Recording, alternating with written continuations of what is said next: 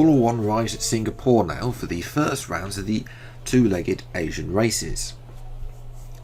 And apart from the fact that the race will be taking place at sunset as opposed to its usual nighttime variant, there wasn't a lot of changes, once again noting being only upgrades to their cars. McLaren though were looking to push forward. They have set a target of trying to catch Aston Martin, an ambitious target considering the fact they are quite a bit fair way back in the championship, but they say that with consistent point scoring that they should be able to take the challenge to their fellow British team. Meanwhile, Mercedes were looking forward. George Russell had made big gains in the championship in the previous round. And with both drivers still trying to fight Verstappen, it might be soon that Mercedes have to make a call whether Russell or Hamilton decides to fight Verstappen for the championship. Verstappen, of course, though, will be looking to bounce back after 2 DNFs in a row now at the previous 2 races, where his lead has been squashed quite somewhat by George Russell. Whether or not, though, that Singapore, a track where Mercedes has struggled at in previous times, will be able to carry on. Although Lewis Hamilton did take pole position so close to Max Verstappen, only 1,000th but separating those two on the front row. George Russell starts down in 3rd, not really where he wants to be. Nico Hülkenberg joins him alongside in P4, although still quite some way back. Fernando Alonso starts 5th, the Alpine team, alongside Daniel Ricciardo returns to the top 10 after his missing out on the previous episode. Charles Leclerc starts 7th, a good position for Ferrari. Lance Stroll is alongside him on 8th, looking to continue his good point scoring continuance of late. Lando Norris starts 9th ahead of Carlos Sainz, as both Ferraris into Q3 for only a handful of times this season. Outside the top 10, Sebastian Vettel tried to get his out Aston Martin in the top 10 on the medium tyres. He's joined by Peter Hampson, failed to do so in P12. Alex Albon starts up in 13th alongside Mick Schumacher, 14th place, best position so far for the Alfa Romeo driver.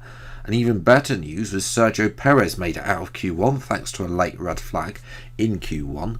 He finished bottom in Q2 and starts 15th ahead of Danny Kvyat, who is 16th. Yuki Tsunoda starts up in 17th. Esteban Ocon caught out by the red flag. He only starts down in P18. And also caught out is Pierre Gasly, and joining him on the back row of the grid is Callum Ilott in the other Alfa Romeo. Now it's time for the race.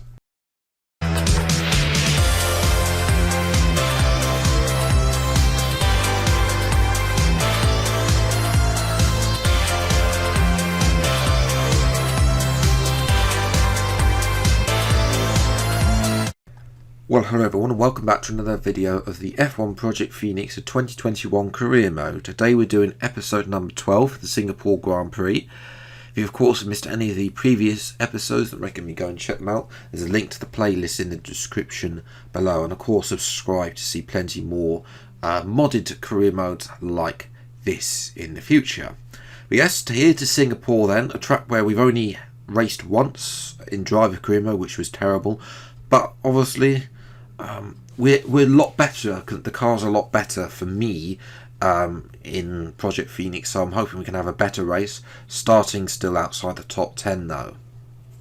So we move down to the into P12. The race strategy I'm going to leave alone for once, mainly because we've tried to do in the basically the softer compound at the end and do the harder or the medium like we did at Zandvoort, and it hasn't worked out for us, so I think we're going to stick with it and see where we get on. 5 lights are on and away we go for the Singapore Grand Prix. It's a good start, better than Vettel and Ricciardo there, sorry Norris, and we go down the inside of Ricciardo. We have a look down the inside. Vettel though comes back at us. There's a bit of front wing that's gone all over the front of my car, as I believe that is Sebastian Vettel, who's lost a bit his front wing on his medium tyres, and we sail down the inside of him because obviously Singapore is pretty much only Monaco's a worse place that you can get on the calendar. We now jump to lap 2. We're looking at Lando Norris.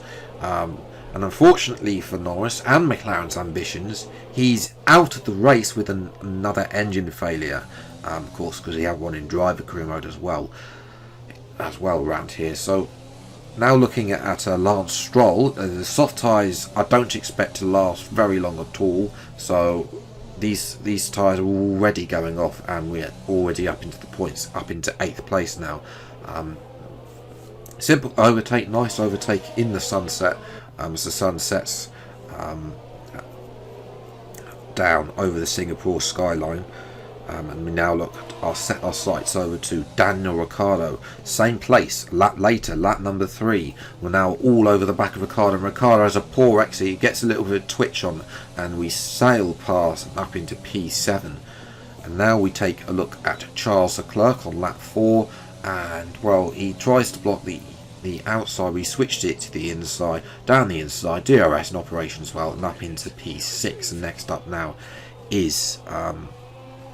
was Fernando Alonso. He come in the pits. Leclerc now is still ahead of Vettel. Vettel, starting on the mediums, is now pitted for the softs for some reason. Those softs are pretty much going off, and then he'll have to come in shortly as we jump to the front of the grid now. It's pretty much a 2-horse race for this race, with Hamilton or Verstappen. Bearing in mind, obviously, we don't really see a lot of overtaking sometimes in Singapore, but being a tight street circuit, and he hasn't got past so far. As we're jumping to lap 10, we're in the pits from third, what was the lead of the race, because Hamilton and Verstappen came out behind me and they've gone through. There goes George Russell. We'll see if we can catch him at the end of the race. Although Russell has got superior pace, and we'll have to wait and see how he does, bearing in mind he'll have the undercut. And then there's a whole load of cars coming past at the end of the pits, and we've dropped down to P11. Doing the overcut strategy hasn't worked, but obviously we can now push these tyres a little bit more. Now we've done a longer stint on the first set of mediums, we can work the second set of mediums and hopefully get ahead by the time we hit for the parts. As well as we got, I believe that it's Mick Schumacher up ahead. I believe one of the Alfa Romeos, I think Ilott, is doing a 1-stop. We have a look down the inside of Sainz, who gives us a big old squeeze there. We have a look at Stroll as well, but nothing to do with them. We cut across back to the racing line, but yeah, Sainz did not give us any space there on the inside, and we have to actually get the move done on the outside. We once again took a look at Stroll, but nothing doing there, and we up into P10.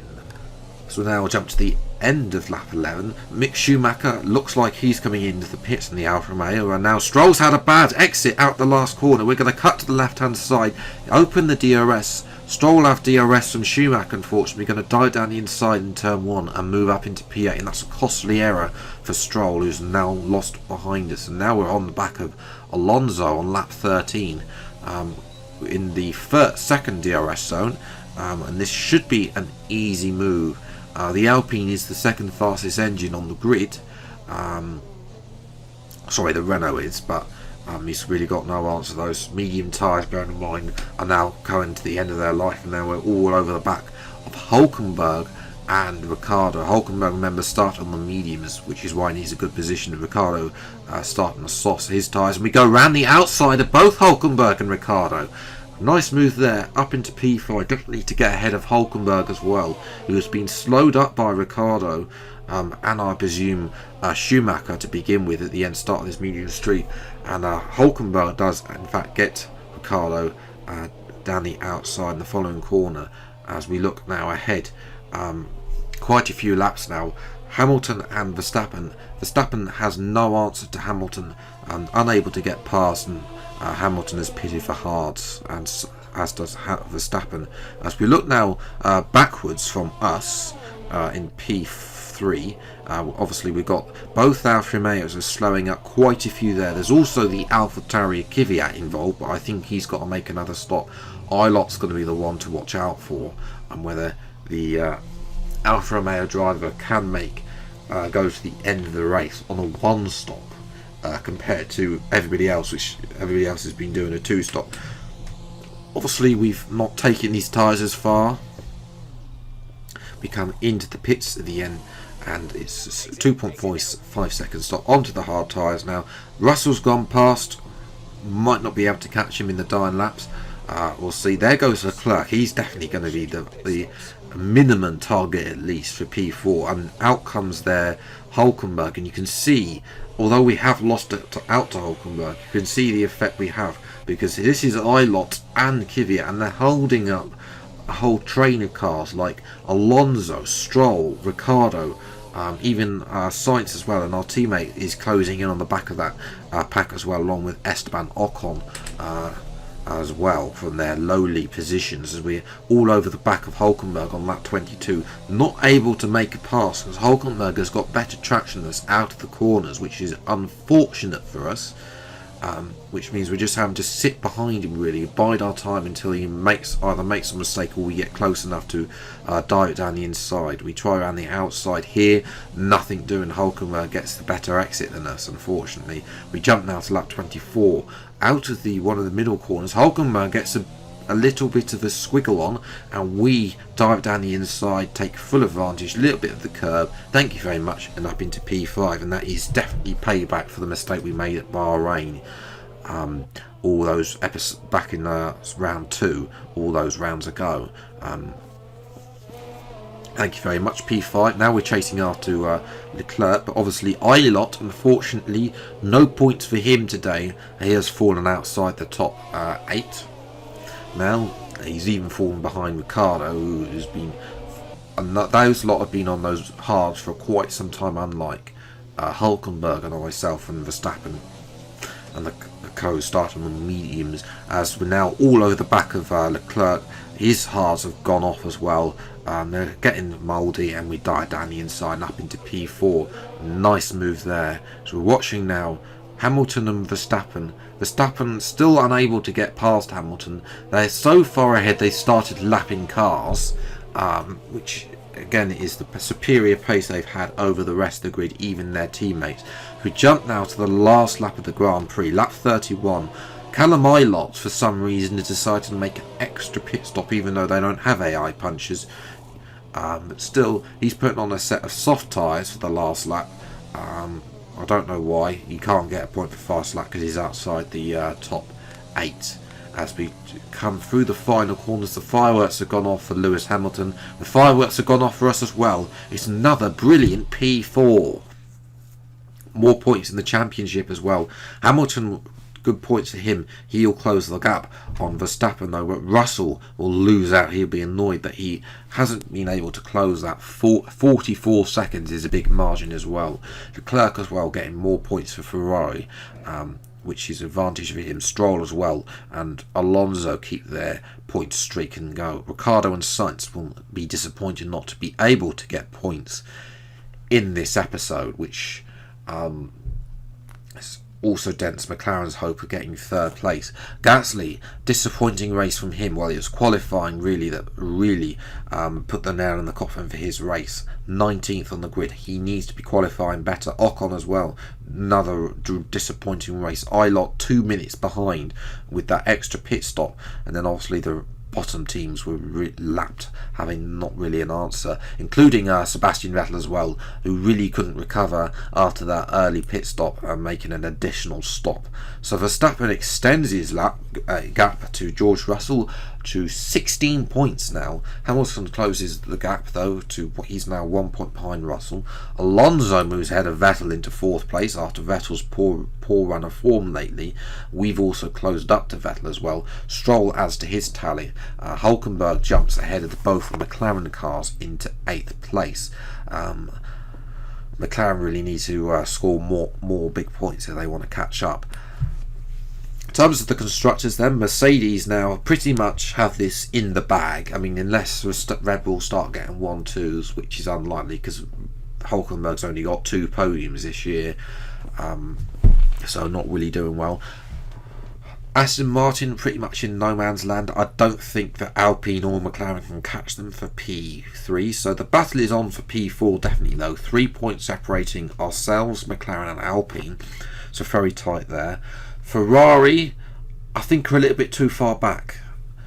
both the Clerk and Sykes need to score points, and they're not doing that at the moment. And then obviously there's the race with the wooden spoon. I mean, unless a pile-up happens, then it's pretty much going to stay like that at the bottom between AlphaTauri, Alfa Romeo and Ford.